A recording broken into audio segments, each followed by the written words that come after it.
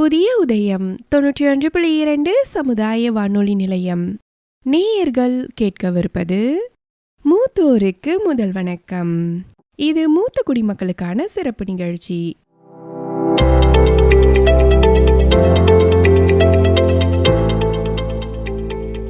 இந்திய அரசாங்கத்தின் சமூக நீதி மற்றும் அதிகாரமளித்தல் அமைச்சகம், இந்திய சமுதாய வானொலி கூட்டமைப்பு, மாநில சமூக நலத்துறை மற்றும் நமது புதிய உதயம் 91.2 சமுதாய வானொலி இணைந்து ஒளிபரப்பு செய்யும் நிகழ்ச்சிதான் மூத்தோருக்கு முதல் வணக்கம். இந்த நிகழ்ச்சி முற்றிலுமாக மூத்த குடிமக்களுக்கான நலத்திட்டங்கள் குறித்த விழிப்புணர்வு நிகழ்ச்சியாகும். மூத்தோருக்கு முதல் வணக்கம் நிகழ்ச்சியில் இதுவரை 17 அத்தியாயங்கள் வாயிலாக மூத்த குடிமக்களுக்கான நலத்திட்டங்கள் குறித்து பல பயனுள்ள தகவல்களை தெரிந்து கொண்டு வருகிறோம். அந்த வகையில் இன்று 18வது அத்தியாயத்தினை கேட்கலாம். வாங்க நேயர்களே, நிகழ்ச்சிக்குள்ள போகலாம். அன்பு நேயர்கள் அனைவருக்கும் வணக்கம். நேயர்கள் கேட்கவிருக்கும் நிகழ்ச்சி மத்திய நீதி மற்றும் அதிகாரமளித்தல் அமைச்சகம், சமூக நலத்துறை, இந்திய சமுதாய வானொலியல் கூட்டமைப்பு இணைந்து நடத்தும் மூத்தோருக்கு முதல் வணக்கம். முதியோர் நலம் பேணுவோம், சமுதாய வளம் காணுவோம், சமுதாய வளம் காண்போம். இது மூத்த குடிமக்களுக்கான சிறப்பு வானொலி தொடர் நிகழ்ச்சியின் 18வது பாகத்தில் இணைந்திருக்கிறோம். இந்த நிகழ்ச்சியில் கண்புரை அறுவை சிகிச்சை, மூத்த குடிமக்களின் ஊட்டச்சத்து மற்றும் உணவு முறைகளை பத்தி நிறைய விஷயங்கள் தெரிஞ்சுக்க போறோம். வாங்க நிகழ்ச்சி கேட்கலாம்.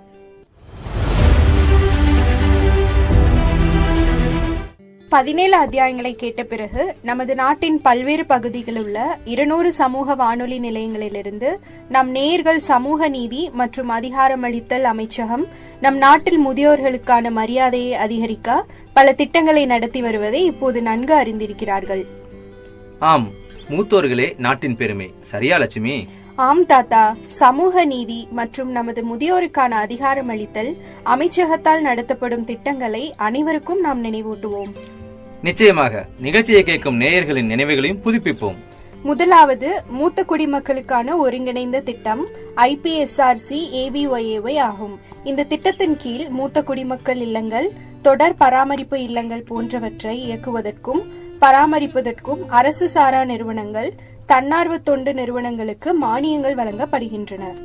இரண்டாவது, முதியோர்களுக்கான தொலைபேசி எண் 14567. இதன் மூலம் முதியோர் ஓய்வூதியங்கள், சட்ட சிக்கல்கள், ரேஷன் கார்டுகள், வீட்டு வசதி திட்டங்கள், ஆயுஷ்மான் அட்டை திட்டங்கள், பிரதமரின் சமூக நலநிதி மற்றும் பிற தொடர்புடைய விஷயங்கள் குறித்த இலவச தகவல்களையும் வழிகாட்டுதலையும் பெறலாம். பெரும்பாலும் வாழ்க்கையின் பிற்பகுதியில்தான் மூத்தோர்கள் பிரச்சனைகளை எதிர்கொள்கின்றனர். அதனால்தான் முதியோர்களுக்கான தொலைபேசி எண். மூன்றாவது, முதியோர் பராமரிப்பாளர் பயிற்சி. இந்த திட்டத்தின் முக்கிய நோக்கம் முதியோர் பராமரிப்பு துறையின் மூலம் வளங்களும் அதிகரித்து வரும் தேவைக்கும் இடையிலான இடைவெளியை குறைப்பதாகும். இதன் மூலம் மூத்த குடிமக்களுக்கு அதிக தொழில்முறை சேவைகள் வழங்குவது மட்டுமல்லாமல் முதியோர் பராமரிப்பு துறையில் தொழில்முறை பராமரிப்பாளர்களின் குழுவை உருவாக்க முடியும். நான்காவது, SAGE. இது மூத்த குடிமக்கள் பராமரிப்பு வளர்ச்சி இயந்திரத்தை குறிக்கிறது.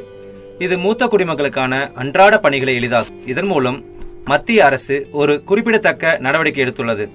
அரசாங்கம் இந்த திட்டத்தையும் நம்பகமான நிறுவனங்கள் மூலம் முதியோர் பராமரிப்புக்காக பயன்படுத்தப்படும் தயாரிப்புகள் மற்றும் சேவைகளுக்கு ஒரே இடத்தில் அணுகலை வழங்கும் SAGE போர்ட்டலையும் தொடங்கியுள்ளது. அடுத்த திட்டம் தேசிய வயோஸ்ரீ யோஜனா. இந்த திட்டம் BPL பிரிவில் உள்ள மூத்த குடிமக்களுக்கு உடல் உதவிகள் மற்றும் உதவி சாதனங்களை வழங்குகிறது. இது மத்திய அரசால் முழுமையாக நிதியளிக்கப்படும் ஒரு மத்திய துறை திட்டமாகும்.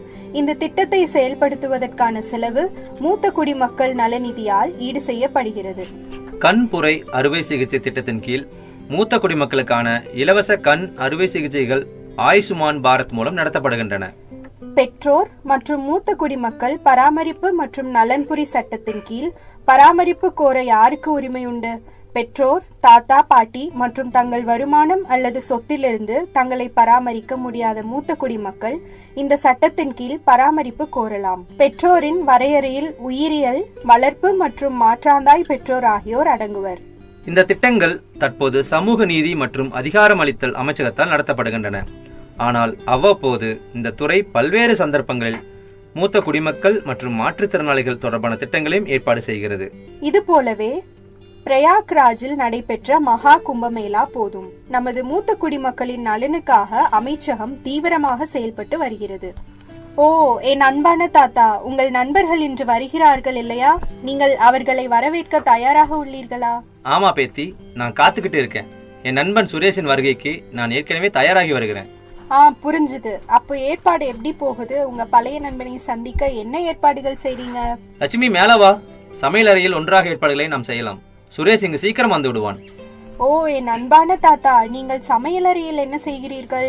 நீங்கள் தயாராகி கொண்டிருக்கிறீர்கள் என்று நினைத்தேன். ஆனால் நீங்கள் இங்கே உணவு தயாரிக்கிறீர்கள். ஆமா, இன்று நான் எல்லாவற்றையும் நானே தயாரிக்கிறேன். இதோ பார், முளைத்த வெண்டைக்காய், சோயாபீன் காய்களுடன் இதோ சுரேஷுக்கு பிடித்த போகா. அது மட்டுமல்ல, நான் இப்போது காஜர் ஹல்வா செய்ய போகிறேன்.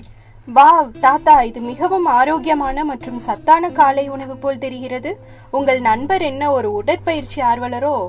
ஆமா, நீங்க யூகிச்சது சரிதான். சுரேஷ் ஒரு ஃபிட்னஸ் பயிற்சியாளராக இருந்தார். இப்போ பல இடத்துல ஃபிட்னஸ் வழிகாட்டுதல் கொடுக்கிறார். இன்னைக்கு நம்ம முதியோர் குழுவுக்கு ஃபிட்னஸ் டிப்ஸ் கொடுக்க வருவார். அருமை தாத்தா, எல்லா வயசுலயும் ஃபிட்னஸ் ரொம்ப முக்கியம். நம்ம முதியோர் குழுவுக்கு இது இன்னும் ரொம்ப அவசியம். அதனால நான் எல்லாருக்கும் போய் சொல்லிட்டு வரேன். நீங்க காலை உணவை தயார் பண்ணுங்க. ஆமா ஆமா, எல்லாரும் நம்ம இடத்துக்கு காலை உணவுக்கு வரணும்னு சொல்லிரு. அது நம்ம பொறுப்பு. சரி தாத்தா. ஹே தாத்தா, நம்ம கிளம்பிட்டு இருக்கோம். இன்னும் வேற ஏதாவது பேசலாமா? சரிம்மா, நீ என்ன பேச விரும்புற? தாத்தா, வாகனம் ஓட்டும் போதுதான் இதை அதிகம் பயன்படுத்துகிறோம். இது இல்லாம வாழ்க்கை முழுமையடையாது என்று தோன்றுகிறது. அது என்னவென்று உங்களால் யூகித்து சொல்ல முடியுமா? ஓ, இப்போது வழியில் என்னை வினா எழுப்ப போகிறாயா? சரி, உன்னோட புதிருக்கு நான் உடனே பதில் சொல்கிறேன். அது நம் கண்கள். வாவ் தாத்தா, நீங்கள் மிகவும் புத்திசாலி. சொல்ல போனால் தாத்தா, வயதான காலத்தில் நம் கண்களை பராமரிப்பதும் மிக முக்கியம். ஆமாம் லட்சுமி, வயதான காலத்தில் மிகவும் தொந்தரவான நோய் கண்புரை. கண்புரை பற்றி எனக்கு சில தகவல்களை தர முடியுமா? மேலும் இந்த நோயால் பாதிக்கப்பட்ட மூத்த குடிமக்களுக்கு அரசாங்கத்தின் அடல் வயோ அபியுதாய் யோஜனாவில் ஏதேனும் திட்டங்கள் உள்ளதா என்று சொல்ல முடியுமா? தாத்தா, அது முற்றிலும் சரியான கேள்வி. உண்மையில் இது ஒரு $1 மில்லியன் கேள்வி. ஆம், அரசாங்கம் அடல் வயோ அபியுதய யோஜனாவின் கீழ் கண்புரை அறுவை சிகிச்சைகளுக்கும் ஒரு திட்டத்தை தொடங்கியுள்ளது. உங்களுக்கு விரிவான தகவல்களை வழங்க நான் எங்கள் ரேடியோவின் ஒரு நிகழ்ச்சியை எனது ஹெட்போன்கள் மூலம் இயக்கப் போகிறேன். அதை நான் ப்ளூடூத் வழியாக காரின் பிளேயருடன் இணைப்பேன். நீங்கள் வாகனம் ஓட்டும் போது அதிகம் பேச முடியாத காரணத்தினால் நீங்கள் அதை கேட்கலாம். பயணம் விரைவாக கடந்துவிடும். இன்னைக்கான நிகழ்ச்சி என்னன்னா, நம்ம கண்கள் இல்லாம வாழ்க்கைய கற்பனை கூட செய்ய முடியாது. ஆனா பார்வை பிரச்சனைக்கு ஆயுஷ்மான் பாரதம் இருக்கே. இலவச மருத்துவம், அறுவை சிகிச்சை, பார்வை திரும்ப கிடைக்குமா? கிடைக்கும், சந்தேகம் வேண்டாம். தகவல்களுக்காக நான் உங்கள் ஆர்ஜே ஆர்த்தி. ஹலோ, வணக்கம் நண்பர்களே. உங்கள் உற்சாக தோழி ஆர்த்தி பேசுறேன். இன்று நம்முடன் இருக்கிறார் நம்முடைய சிறப்பு விருந்தினர் கௌசர் மேம். மக்களுக்கு பயனுள்ள தகவல்களை எளிய வார்த்தைகளில் சொல்லும் பேராசிரியர். வணக்கம் ஆர்த்தி. வணக்கம் நண்பர்களே. இன்று நம்முடைய பேச்சு மிகவும் முக்கியமான ஒரு விஷயத்தை பற்றியது. இது நம்மில் பலருக்கு தெரியாமலும் இருக்கலாம். ஆனால் தெரிந்திருந்தால் அது நம்முடைய வாழ்க்கையை மாற்றிடும். அதாவது கண்புரை பற்றியதா? ஆமாம், கண்புரைனா பார்வை குறைவு அல்லது பார்வை இழப்பு. அதாவது ஒரு மனிதன் சாதாரணமாக பார்த்து வாழ முடியாத நிலை. இது பிறப்பிலிருந்தோ வந்திருக்கலாம் அல்லது பிறகு ஏதாவது காரணங்களால் ஏற்பட்டிருக்கலாம். சரி, பார்வை இழந்தால் அந்த நபர் என்னென்ன பிரச்சனைகளை சந்திக்க வேண்டியிருக்கும்? பெரிய கேள்விதான். பார்வை இல்லாமல் இருக்கும் ஒரு நபருக்கு சுயமாக வாழ்க்கை நடத்துவது சுலபமில்லை. அவருக்கு வேலை செய்ய சிரமம், தினசரி வாழ்க்கையில் சவால்கள், தனிமை, மன அழுத்தம், நிறைய விஷயங்கள் இருக்கலாம். சரியான தகவல்கள். ஆனால் இப்போது நாம் பேச போகும் ஒரு முக்கியமான விஷயம், இதற்கு தீர்வு இருக்கிறது. ஆமாம், அதுதான் ஆயுஷ்மான் பாரத திட்டம். இது இந்திய அரசாங்கம் கொண்டு வந்த மிகப்பெரிய மருத்துவ நலத்திட்டம். அந்த திட்டம் பத்தி கொஞ்சம் விவரமா சொல்ல முடியுமா மேம்? கண்டிப்பாக. ஆயுஷ்மான் பாரத பிரதான் மந்திரி ஜன ஆரோக்கிய யோஜனா என்பது குறைந்த வருமானம் உடைய குடும்பங்களுக்கு இலவசமாக மருத்துவ சேவைகளை வழங்கும் ஒரு அரசு திட்டம். இதன் மூலம் பல்வேறு மருத்துவ சிகிச்சைகளுக்கு கண்ணறுவை சிகிச்சை இலவசமாக உதவுகிறது. ஓ, இது பெரிய விஷயம். அப்ப பார்வை இழந்தவர்கள் இந்த திட்டத்தை பயன்படுத்தி கொண்டு இலவச மருத்துவ சேவைகளை பெறலாம். சரியா? சரியாக புரிந்து கொண்டீங்க. இதில் கண்புரை, கண்ணலர்ச்சி, முத்துக்கண், ரெடினா பிரச்சனைகள் போன்ற பார்வை தொடர்பான நோய்களுக்கு இலவசமாக சிகிச்சை கிடைக்கும். நல்ல தகவல். சரி, இந்த திட்டம் மூலம் உண்மையில் யாராவது பயனடைந்ததா? ஏதாவது ஒரு உண்மையை கதையா சொல்ல முடியுமா? ஆமாம், ஒரு சிறந்த உதாரணம் இருக்கிறது. ராமன் என்ற ஒரு வயதான தாத்தா நீண்ட நாளாக பார்வை குறைவு பிரச்சனையால் கடுமையாக பாதிக்கப்பட்டிருந்தார். அவருக்கு நிதிநிலை சரியில்லை, சிகிச்சை எடுக்க முடியாத நிலை. ஆனா அவருடைய மகள் இந்த ஆயுஷ்மான் பாரத் திட்டத்தை பற்றி தெரிந்து அவரை அரசு மருத்துவமனைக்கு அழைத்து சென்றார். அப்படியா? பின்னர் என்ன ஆனது? அவருக்கு மருத்துவர்கள் இலவசமாக முத்துக்கண் அறுவை சிகிச்சை செய்தார்கள். பிறகு அவருக்கு பார்வை திரும்பியது. அவரின் மகிழ்ச்சியும் வாழ்க்கை எப்படி மாறியது என்பதை சொல்ல இயலாது. வாவ், இது உண்மையிலே நம்ம நெகிழ்ச்சி அடைய செய்கிறது. இதை கேட்ட பிறகு இந்த திட்டம் எவ்வளவு முக்கியம்னு நமக்கு புரிகிறது. நிச்சயமாக இதே மாதிரி ஆயிரக்கணக்கான மக்கள் இந்த திட்டத்தின் மூலம் இலவச மருத்துவ உதவி பெற்று வாழ்க்கையில் ஒரு புதிய ஒளி கண்டிருக்கிறார்கள். சூப்பர். சரி, இப்போ இந்த திட்டத்தை பத்திய சில முக்கிய தகவல்களை நம்முடைய ஷோவை கேட்டுக்கொண்டிருக்கும் நண்பர்களுக்கு சொல்லலாம். பரவாயில்லையா ஆர்த்தி?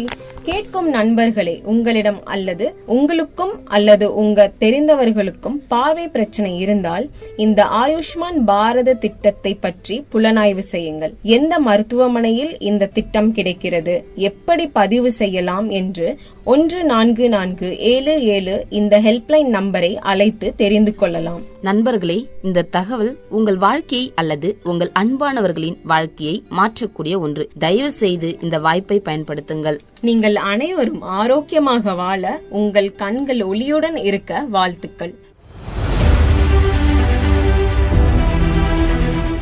வாவ் லட்சுமி, நீங்கள் எவ்வளவு பயனுள்ள திட்டத்தை பகிர்ந்து கொண்டீர்கள். பாருங்கள், நம்முடைய பயணம் முடிந்துவிட்டது. நாம் முதியோர் மையத்தை அடைந்து விட்டோம். சரி, என் அன்பான நண்பர்களே, இதுதான் சுரேஷ், எனது நண்பர். ஃபிட்டாகவும் ஆரோக்கியமாகவும் இருப்பது எப்படி என்பது குறித்து உங்களுக்கு சில ஆலோசனைகள் வழங்க இங்கே வந்துள்ளார்.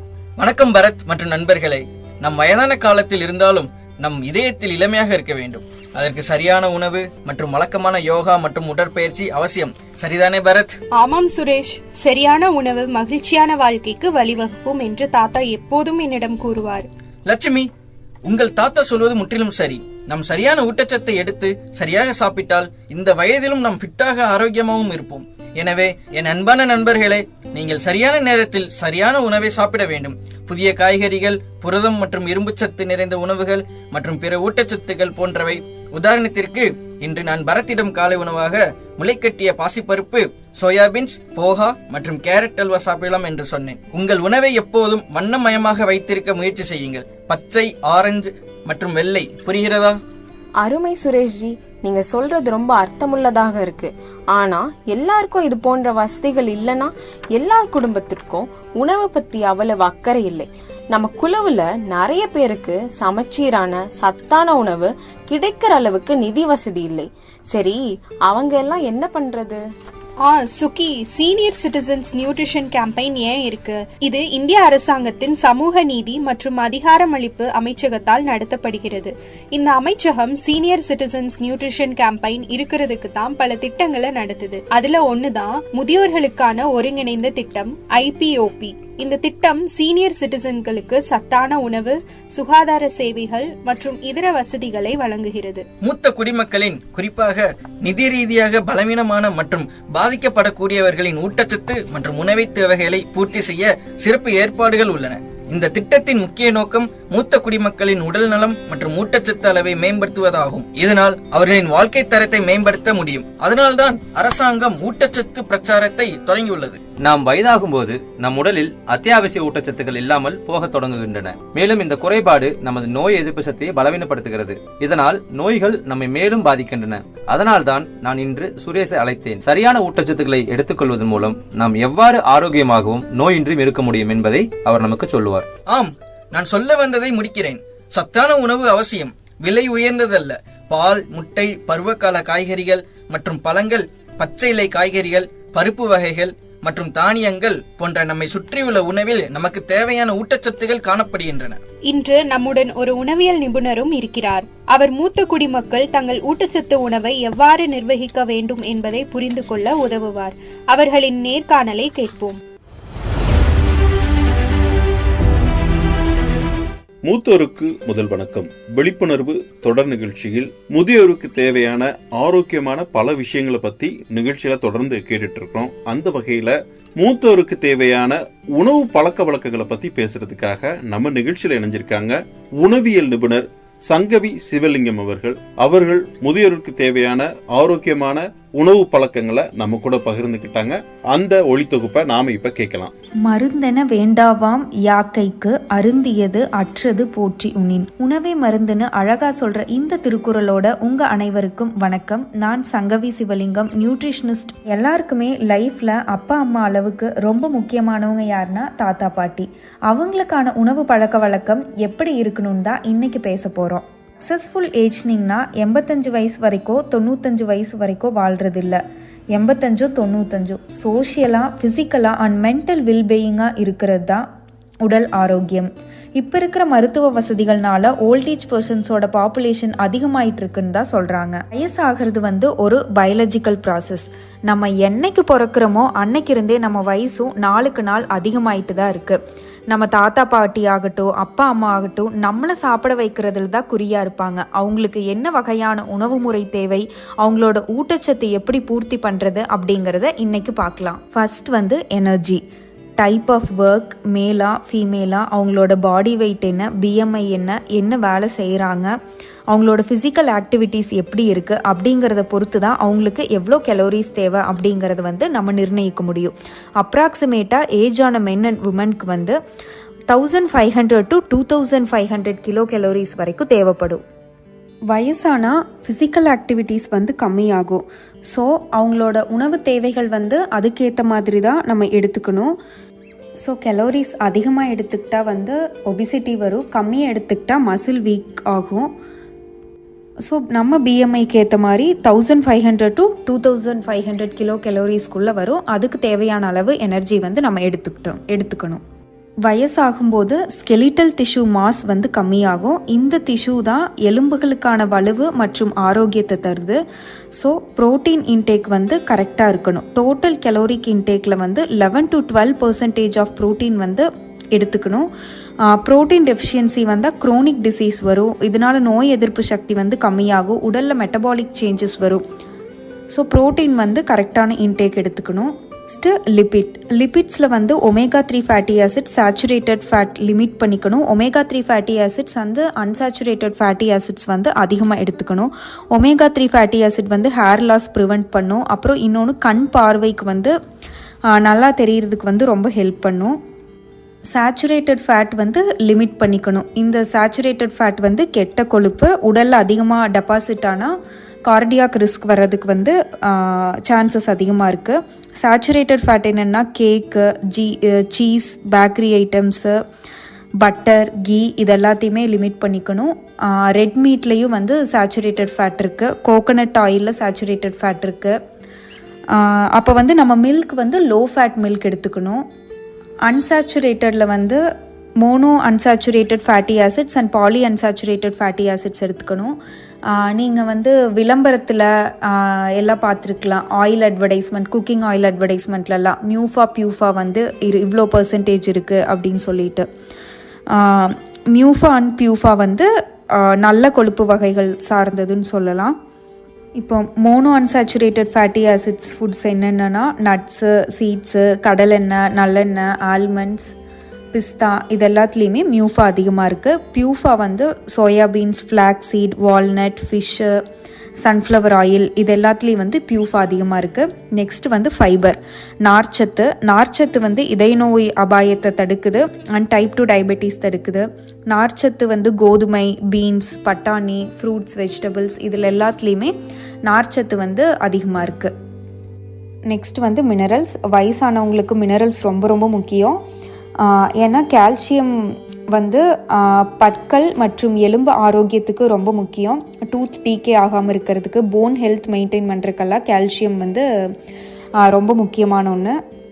கால்சியம் மில்க்கு, ராகி, முருங்கைக்கீரை இது எல்லாத்துலேயுமே கால்சியம் அதிகமாக இருக்குது. கால்சியம் அப்சார்ப் ஆகணும்னா விட்டமின் டி தேவைப்படும். அடுத்தது அயன் டெஃபிஷியன்சியான பிளட் கம்மியாகும். அனிமிக்காவும். ஸோ அயன் எடுத்துக்கிறதுக்கு வந்து வைட்டமின் அப்சார்ப்ஷன் ஆகிறதுக்கு வைட்டமின் சி வந்து ரொம்ப முக்கியம். ரைசின்ஸு, பட்டாணி, பீட்ரூட், கேரட், டேட்ஸ் இந்த மாதிரி ஃபுட்ஸ்லலாம் வந்து அயன் அதிகமாக இருக்குது. விட்டமின்ஸ் வந்து விட்டமின் டி, முன்னாடி சொன்ன மாதிரி கால்சியம் அப்சார்ப்ஸ் ஆகணும்னா விட்டமின்ஸ், ஸோ மினரல் அப்சார்ப்ஷனுக்கு வந்து விட்டமின்ஸ் வந்து ரொம்ப ஹெல்ப் பண்ணுது. வைட்டமின் டி வந்து ஃபிஷ்ஷு, மஷ்ரூம், இல்லைன்னா சன்லைட், கொஞ்சம் ஒரு 10 minutes சன்லைட்டில் இருக்கலாம். எக்ஸ்போஷர் டு சன்லைட் வந்து வைட்டமின் டி வந்து ரொம்ப முக்கியம். நெக்ஸ்ட்டு வைட்டமின் சி வந்து citrus fruits, lemon, potato, Goa, கொய்யாப்பழம் இதில் எல்லாத்துலேயும் வைட்டமின் சி வந்து இருக்குது. B6 வந்து ரொம்ப முக்கியம், நோய் எதிர்ப்பு சக்தி வந்து அதிகப்படுத்தும். க்ரீன் பனானாஸ், பழுத்த பச்சை தோலுடைய பழுத்த வாழைப்பழம், சப்போட்டா, சோயாபீன், நிலக்கடலை இது எல்லாத்துலேயுமே B6 வந்து அதிகமாக இருக்குது.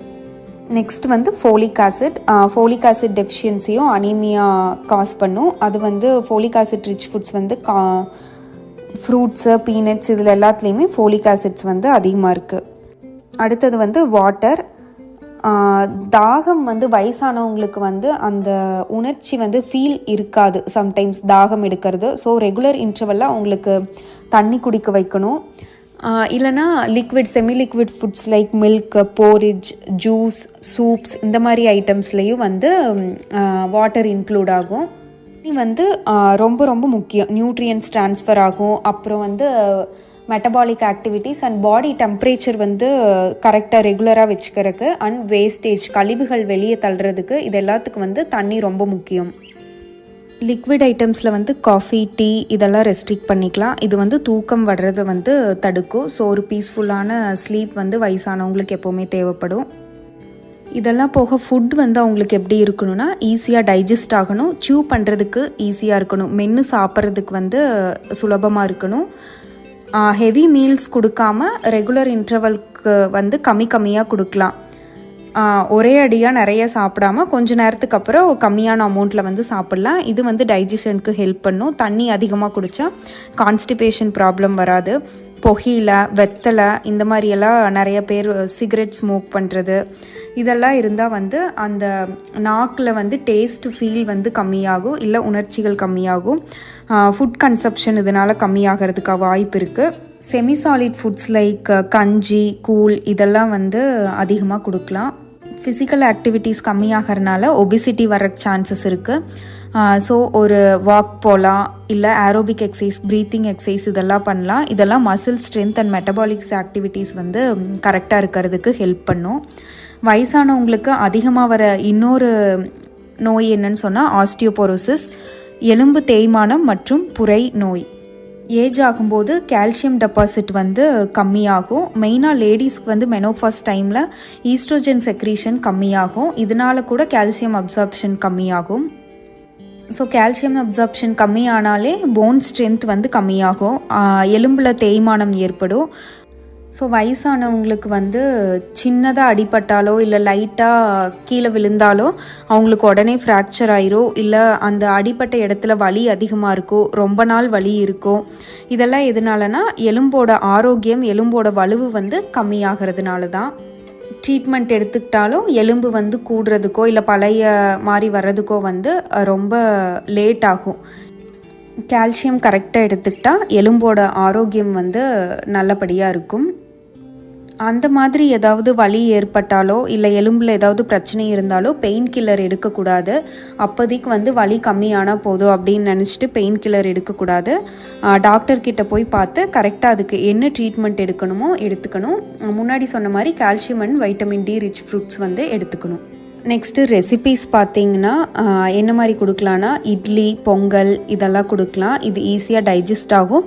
Plus serial plus pulse combination, carbohydrates and protein ரெண்டுமே கிடைக்கும். ரசம், டொமேட்டோ சூப் இதெல்லாம் நல்ல அப்படைசர், பசி தூண்டும் and low calorie also. Butter milk கொடுக்கலாம். Banana prevents constipation, so banana கொடுக்கலாம். ஸ்கிம்டு மில்க் பவுடர் கொடுக்கலாம், அதாவது ஃபேட் இல்லாதது, ப்ரோட்டீன் ரெக்குயர்மெண்ட் மீட் பண்ணும், கலோரி இன்டேக் வந்து கம்மியாக இருக்கும். நெக்ஸ்ட் வந்து வீட் சப்பாத்தி வந்து ஃபைபர் ரிச் இருந்தாலும் அது வந்து ஹார்டாக இருக்குது அப்படிங்கிற பட்சத்தில் நம்ம வீட் உப்புமா கொடுக்கலாம், ஈஸியாக டைஜஸ்ட் ஆயிரும்.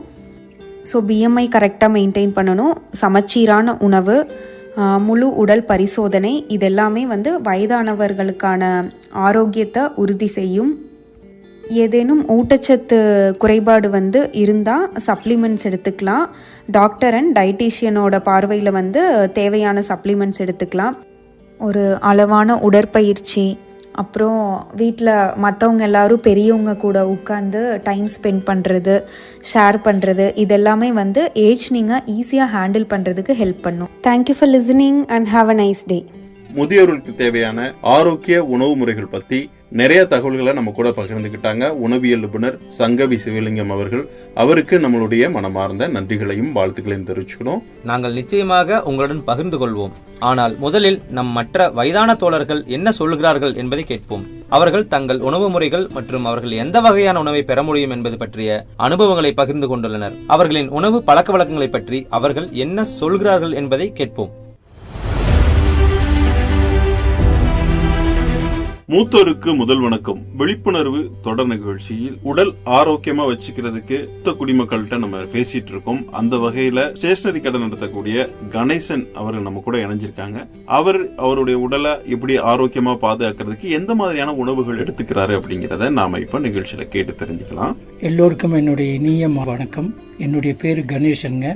எனக்கு ஏஜ் 66 ஆகுங்க.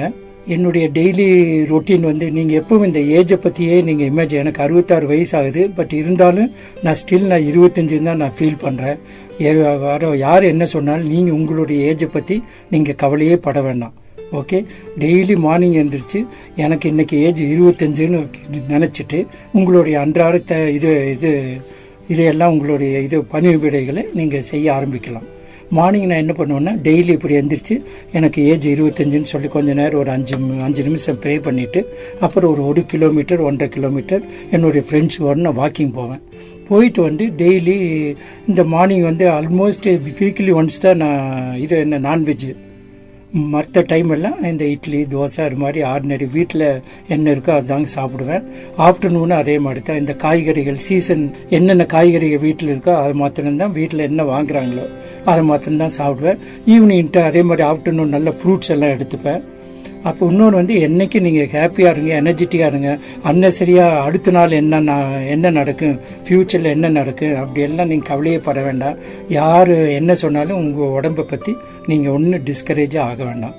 நல்ல சந்தோஷமா இருந்தீங்கன்னா அதே போதும். காய்கறிகள்லாம் இந்த மாதிரியான காய்கறிலாம் எடுத்து சார், காய்கறிகள் நான் வீட்டில் என்ன அதாவது அன்றாட இந்த நம்ம காய்கறியில் போய் என்னென்ன அன்னைக்கு கிடைக்கிறோம். ஃபார் எக்ஸாம்பிள் ஒரு வாரம் என்ன தக்காளி, உருளைக்கிழங்கு, கத்திரிக்காய் அது மாதிரி வீட்டில் என்ன வாங்குறாங்களோ அதெல்லாம் எனக்கு செய்வாங்க. மார்னிங் இட்லி தோசை உப்புமா அது மாதிரி. அப்படி வீக்லி ஒன்ஸ் தான் இந்த பூரி அது மாதிரி எல்லாம் சாப்பிடுவேன். அப்புறம் சண்டே மாத்திரம் ஆஃப்டர்நூன் ஏதாச்சும் சிக்கன் இல்லை ஃபிஷ் அது மாதிரி. ஏன்னா வீட்டில் அவங்களும் வெளியில் போகிறதுனால அவங்களும் ஆஃப்டர்நூன் தான் அன்னைக்கு ஃப்ரீயாக இருக்கு, நாங்கள் செஞ்சு சாப்பிடுவோம். அவுட் சைடு ஆல்மோஸ்ட் ஏதோ ஒரு நாள் தான், ஒரு 15 days ஒன்ஸ் தான் நம்ம அவுட் சைடு அவுட்டிங் ஏதாச்சும் என்கேஜ்மெண்ட் இருந்து போனால் தான் நாங்கள் அவுட்டிங்கில் சாப்பிடுவோம். பயிர் வகைகள் என்னெல்லாம்? பயிர் வகை இது என்ன கொண்டைக்கடலை, இந்த பாசி பயிர், அப்புறம் சுண்டல் அது மாதிரி வீட்டில் என்ன செய்கிறாங்களோ அதை சாப்பிட்டுக்கிறது. பழங்கள் என்னென்ன? பழங்கள் எல்லா பழங்களும் இருக்குது சார். ஆப்பிள், அன்னாச்சி, கொய்யாப்பழம் வீட்லேயே இருக்குது. என் வீட்லேயே மரம் இருக்குது. அதே மாதிரி வாழைப்பழம், அப்புறம் ஆரஞ்சு. டெய்லி ஆஃப்டர்நூன் என்ன பண்ணுவாங்கன்னா வீட்டில் ஒரு 5-6 பீஸ் அவங்களே டிஃபன் பாக்ஸில் போட்டு கொடுத்துருவாங்க. அதை நான் சாப்பிடுவேன் சார். உங்கள் ஆரோக்கியத்துக்கு நீங்கள் எந்த மாதிரிலாம் உங்கள் உடம்பை பேணி காக்குறீங்க? உடம்பு ஆல்மோஸ்ட் எனக்கு மற்ற ஹேபிட் எல்லாம் இல்லை சார். ட்ரிங்கிங் ஹேபிட் அது மாதிரி எல்லாம் ஒன்றும் கிடையாது. ஸ்மோக்கிங் ஹேபிட்டு சுத்தமாக இல்லை. டெய்லி மார்னிங் வாக்கிங் போவேன். அப்புறம் இந்த ஃப்ரீ டைமில் நான் ஃப்ரெண்ட்ஸோட போவேன். அது மாதிரி இந்த மியூசிக் ப்ரோக்ராம் எனக்கு ரொம்ப இன்ட்ரெஸ்ட். பாட்டு நல்லா கேட்பேன். யோகா தியானம் முதல் பண்ணிட்டு இருந்தேன் சார். இப்போ அதெல்லாம் செய்யறதில்ல. மார்னிங் எந்திரிச்சு இதுதான் ப்ரே பண்ணுவேன். என்னைக்கு எனக்கு 25 வயதே நிரம்பிய ஆரோக்கியமுள்ள அன்பான அமைதியான செல்வமிக்க அழகான ஆரோக்கியமுள்ள மனிதன் அதுக்கு ஆண்டவன் அருள் புரியணும்னு அப்படி மாத்திரம் ப்ரே பண்ணிட்டு என்னுடைய அன்றாட வேலைகளை தொடங்குவேன் சார். நிகழ்ச்சியில கலந்துக்கிட்டு உங்களுடைய உடல் ஆரோக்கியத்துக்கு என்னென்ன மாதிரியான உணவு முறைகள் சாப்பிட்றீங்க அப்படிங்கிறத நேர்களோட பகிர்ந்துக்கிட்டதுக்கு எங்களுடைய ஓகே சார், நன்றி, வணக்கம். இன்னொரு தடவை எல்லாருக்கும் பாருங்க, எப்பவும் நீங்க இந்த ஏஜை பத்தியே கவலைப்பட வேண்டாம். ப்ரொவைடட் இந்த 50-55 வயசான மேலவங்க அட்லீஸ்ட் நம்ம ரிலேட்டிவ் எல்லாம் சொல்லுவாங்க, ஓ ஏஜ் ஆச்சு, அதை பத்தியே நீங்க கவலைப்பட வேண்டாம். என்னைக்கு இளமையா நல்ல எனர்ஜெட்டிக்கா 25 வயசு மாதிரி நின்றுட்டு நீங்க இது பண்ணீங்கன்னா போதும். ஓகே, நன்றி, வணக்கம். சரி, இப்போது நமது முக்கிய கேள்விக்கு பதிலளி. பொருளாதார ரீதியாக பலவீனமானவர்கள் மற்றும் பாதிக்கப்படக்கூடியவர்கள் என்ன செய்ய வேண்டும்? சமூக நீதி மற்றும் அதிகாரமளித்தல் அமைச்சகம் மூத்த குடிமக்களின் நலனுக்காக பல திட்டங்களை நடத்துகிறது. அவற்றில் ஒன்று முதியோருக்கான ஒருங்கிணைந்த திட்டம் IPOP. இந்த திட்டம் மூத்த குடிமக்களுக்கு சத்தான உணவு, சுகாதார சேவைகள் மற்றும் பிற வசதிகளை வழங்குகிறது. மூத்த குடிமக்களின் ஊட்டச்சத்து மற்றும் உணவு தேவைகளை பூர்த்தி செய்ய சிறப்பு ஏற்பாடுகள் செய்யப்பட்டுள்ளன. ஊட்டச்சத்து பிரச்சாரத்தின் நோக்கம் முதியவர்களின் ஊட்டச்சத்து குறைபாடுகளை நிவர்த்தி செய்வதாகும். குறிப்பாக கிராமப்புறங்களில் அவர்களின் ஊட்டச்சத்து அளவு குறைவாக இருப்பது கண்டறியப்பட்டுள்ளது. போதிய ஊட்டச்சத்து இல்லாததால் முதியவர்களின் நோய் எதிர்ப்பு சக்தி பலவீனம் அடைகிறது. இதனால் அவர்கள் நோய்களுக்கு ஆளாக நேரிடும் என்று ஆய்வுகள் காட்டுகின்றன. இந்த பிரச்சாரத்தின் குறிக்கோள் பாதிக்கப்படக்கூடிய மூத்த குடிமக்களுக்கு தினமும் சத்தான உணவை வழங்குவதாகும். இதனால் அவர்களின் வாழ்க்கை தரத்தை மேம்படுத்துவதாகும். ஆம் நண்பர்களே, லட்சுமி சரியாக சொல்லியிருக்கிறார். கூடுதலாக ஊட்டச்சத்து பிரச்சாரத்தின் கீழ் ஒரு சமச்சீர் உணவுக்கான ஏற்பாடு உள்ளது. அங்கு முதியோர்களுக்கு சமச்சீரான உணவுப் பொருட்கள் வழங்கப்படுகின்றன. உள்ளூரில் கிடைக்கும் பழங்கள், காய்கறிகள், குறிப்பாக பச்சை இலை காய்கறிகள், பால், முட்டை, பருப்பு வகைகள் மற்றும் தானியங்கள் முதியோர்களின் ஊட்டச்சத்து தேவைகளை பூர்த்தி செய்ய தேர்ந்தெடுக்கப்படுகின்றன. இதனால் அவர்கள் ஆரோக்கியமான மற்றும் சத்தான உணவை பெற முடியும். இந்த திட்டத்தின் கீழ் உள்ளூரில் கிடைக்கும் ஆரோக்கியமான உணவுப் பொருட்களை பயன்படுத்தி உணவை தயாரிப்பதில் முக்கியத்துவம் கொடுக்கப்படுகிறது. இதனால் மூத்த குடிமக்கள் தங்கள் மதிய உணவின் ஒரு பகுதியாக சூடான புதிய உணவை பெற முடியும். இது அவர்களுக்கு சத்தான உணவு எளிதாக அணுகுவதை உறுதி செய்கிறது. மேலும் இது உள்ளூர் விவசாயிகளுக்கும் பயனளிக்கும். மேலும் இந்த திட்டத்தின் கீழ் நிர்வாக செலவுகள் உட்பட ஒவ்வொரு முதியோருக்கும் தினசரி 20 ரூபாய் ஒதுக்கப்பட்டுள்ளது. இந்த தொகை உள்ளூர் உணவுப் பொருட்களை வாங்குவதற்கும் உணவு விநியோகத்திற்கும் பயன்படுத்தப்படுகிறது. வாவ், அது அருமை. இப்போது நாம் அனைவரும் முதியோர் தங்க யுகமாக இருப்போம். அடல் வயோ அபிதய யோஜனாவின் ஊட்டச்சத்துடன் எங்கள் 2வது இன்னிங்ஸில் முன்காலில் விளையாடுவோம். ஆம் சுரேஷ், அனைவரும் ஃபிட்டாக இருப்பார்கள். முதுமை வெற்றி பெறும். எங்கள் மூத்த நண்பர்களே, நன்றாக சாப்பிடுங்கள், ஆரோக்கியமாக இருங்கள், ஃபிட்டாக இருங்கள். அப்போதுதான் 2வது இன்னிங் சூப்பர் ஹிட்டாக இருக்கும். நாடு முழுவதும் உள்ள மூத்த குடிமக்கள் ஃபிட்டாக இருக்க வாழ்த்துக்களுடன் இன்றைய எபிசோடிலிருந்து நாங்கள் விடைபெறுகிறோம். நேர்கள் இதுவரை கேட்டு பயனடைந்த நிகழ்ச்சி மத்திய நீதி மற்றும் அதிகாரமளித்தல் அமைச்சகம், சமூக நலத்துறை, இந்திய சமுதாய வானொலி கூட்டமைப்பு இணைந்து வழங்கிய மூத்தோருக்கு முதல் வணக்கம் 18வது பாகத்தில் கண்புரை அறுவை சிகிச்சை, மூத்த குடிமக்களின் ஊட்டச்சத்து மற்றும் உணவு முறைகளை பத்தி நிறைய விஷயங்கள் தெரிஞ்சுக்கிட்டோம். நிகழ்ச்சி உங்களுக்கு பயனுள்ளதா இருக்கும் அப்படின்னு நம்புறோம். நிகழ்ச்சியை கேட்டு ரசிச்ச அத்தனை நேர்களுக்கும் மனமார்ந்த நன்றிகளையும் வாழ்த்துக்களையும் தெரிவிச்சுக்கிறோம்.